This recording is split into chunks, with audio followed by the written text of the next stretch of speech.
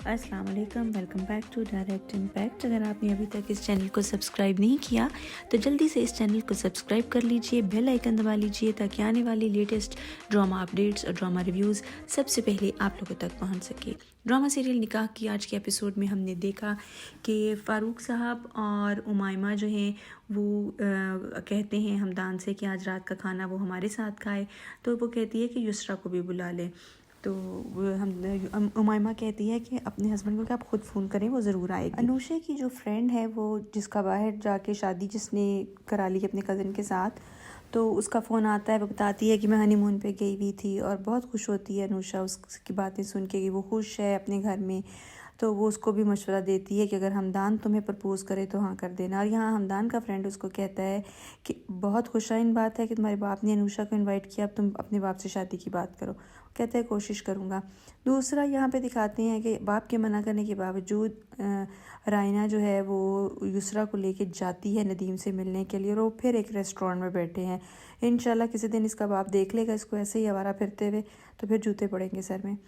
और यहाँ पे दिखाते हैं जी कि अनुषा उस अपनी फ्रेंड की बातों के बारे में गौर कर रही है, तो वो रियलाइज़ करती है कि हमदान सच में उसको पसंद करता है, ये उसने भी महसूस किया है। अम्मू को पता चलता है कि इसने आज खुद से ऑमलेट बना के खाना खाया, तो बहुत खफा होती हैं। लेकिन अनुषा का तो सबको पता ही है कि वो अपनी ही चलाती है। और युसरा आज अपने बाप के पास बैठी बातें कर रही होती है, तो बाप हैरान होता है कि तुम मुझे टाइम दे रही हो। फिर से एक दफ़ा उसकी बीवी का उसको ताना देती है, और वो भी बहुत स्ट्रेट फॉरवर्डली कह देता है मेरी बीवी की इज़्ज़त किया करो और उसको कुछ मत कहो। दूसरा यहाँ पर दिखाते हैं कि ख़्यालों में हमदान को नज़र आता है कि अनुषा अकेली खड़ी चाय पी रही होती है, तो ये जाके उसको प्रपोज़ कर देता है, और वो भी आगे से पॉजिटिव रिस्पांस देती है, और ये अपने हाथों से उसकी जुल्फ़ों को सहलाने की कोशिश करता है। तो एकदम से इसकी आँख जो है वो खुल जाती है उस खुली आँखों के ख्वाब से, और उसको रियलाइज़ होता है कि वहाँ पे तो अनुषा है ही नहीं, वो बस ख़्यालों में ही उसको देख रहा था। बहरहाल वो हैरान होता है कि अब उसको हर जगह अनुषा ही अनुषा नज़र आ रही है। बहरहाल दिखाते हैं कि रायना जो है वो फिर कान भर रही है युसरा के कि तुम्हारा बाप जो है वो तुम्हारी शादी क्यों करना चाहता है। वो कहती है पता नहीं क्यों बाबा को भाई नज़र नहीं आ रहा, मेरे पीछे पड़ गए हैं।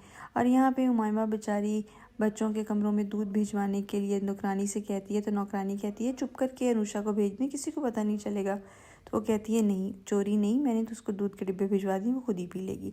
नेक्स्ट डे फारूक बहुत खुश होता है, सारा घर डाइनिंग टेबल पे है, लेकिन इस घर की खुशियों को नज़र लगाने के लिए रायना आंटी वहाँ मौजूद होती हैं, और वो हमदान को छेड़ देती हैं कि क्यों ना हम तुम्हारे लिए लड़की तलाश करना शुरू करें।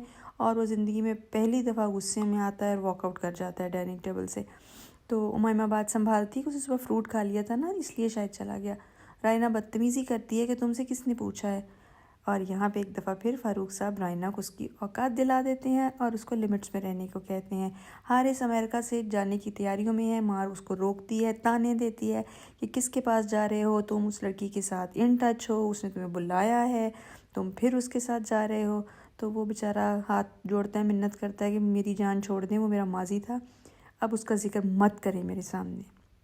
दूसरी तरफ बाप कहता है हमदान से कि तुमने तो रायना के मजाक को बहुत सीरियस ले लिया। वो कहता है वो मजाक नहीं कर रही थी, वो क्यों इंटरफेयर करती हैं हमारे घर में।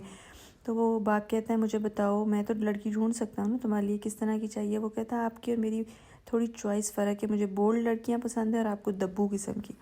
और यहाँ पे रायना जो है वो कहती है कि चलो चलो मूवी देखने चले, नदीम ने प्लान बनाया है। तो ज़िंदगी में पहली दफ़ा युसरा अक्लमंदी का मुजाहरा करती है और कहती है कि अभी कुछ दिन हमें गैप देना चाहिए। हम जो भाग भाग के नदीम के पास जा रहे हैं, हम इतने फालतू तो नहीं हैं कि वो एक दफ़ा बुलाया मुड़ के चल पड़े। लेकिन रायना बैठी हुई है उसको स्पॉइल करने के, उसकी अच्छी सोच को ख़राब करने के लिए, और फिर उसको कन्विंस कर लेती है कि नहीं नहीं वो बहुत अच्छा है, रोज़ जाना चाहिए, दिस एंड दैट। और यहाँ उमायमा को फ़ोन करते हैं फ़ारूक साहब कि मैं घर आ रहा हूँ, मेरी तबीयत कुछ बोझल है, इकट्ठे खाना खाएंगे, वक्त गुजारेंगे, मैं ठीक हो जाऊँगा। वो भी कहती है ठीक है, मैं ग्रॉसरी करने जा रही थी, आ जाइए आप, पहले आप घर आएँ, तब तक मैं ग्रॉसरी कराती हूँ। तो फ़ारूक साहब घर तो चले जाते हैं, लेकिन रास्ते में देखते हैं जी कि नूशा की गाड़ी ख़राब हो गई एक दफ़ा फिर, और वो बेचारी किसी मदद की तलाश में खड़ी है। तभी वहाँ पे हमदान आ जाता है, पूछता है क्या हुआ, तो बताती है कि जिस तरह से स्टार्ट नहीं हो रही। वो चेक करता है तो इसकी गाड़ी की बैटरी और प्लग का मसला निकलता है, जो कि अब सिर्फ वर्कशॉप जाके ही ठीक हो सकता है। तो वो घर आज चले जाते हैं इकट्ठे एक ही गाड़ी में। तो यहाँ पे रायना फ़ारूक को चाय देनी आती है क्योंकि उमाइमा अभी मॉल से वापस नहीं आई। तो यहाँ जली कटी सुना रही होती है उसको। तो हम जब जैसे ही हमदान और अनुषा अंदर आते हैं तो उसके कान भरना शुरू कर देती है कि ये रोज़ आउटिंग पे जाते हैं, लेट नाइट बाहर घूमते हैं, सुबह जॉगिंग इकट्ठी करते हैं। फ़ारूक के सर पे लगती है, पैरों से निकलती है। तो वो कहता है कि अच्छा ऐसी बात है। जाता है जाके अपने बेटे को तो डांटता ही डांटता है। इतनी इंसल्ट उस बेचारी अनुषा की करता है और उसको इतना जलील करता है कि वो बच्ची हम आराम से खामोशी से अपनी ज़िल्लत होती देख रही होती है कि तुम अपने बाप की मौत की वजह हो, तुमने अपने बाप की इज़्ज़त का कुछ नहीं छोड़ा, तुम्हारी वजह से वो मनु मट्टी तले दब गया, तुमने अपने बाप की इज़्ज़त की धज्जियाँ उड़ा दी। ऐसी लड़की को मैं अपने घर की बहू कभी नहीं बनाऊँगा, तुम मेरे बेटे को भड़का रही हो। ओह माय गॉड, वो बेचारी रोती हुई चली जाती है वहाँ से। और हमदान जो है वो कहता है प्लीज़ इस नेगेटिव सोच को अपने ज़हन से निकाल दें, और गुस्से में गाड़ी लेके निकल जाता है।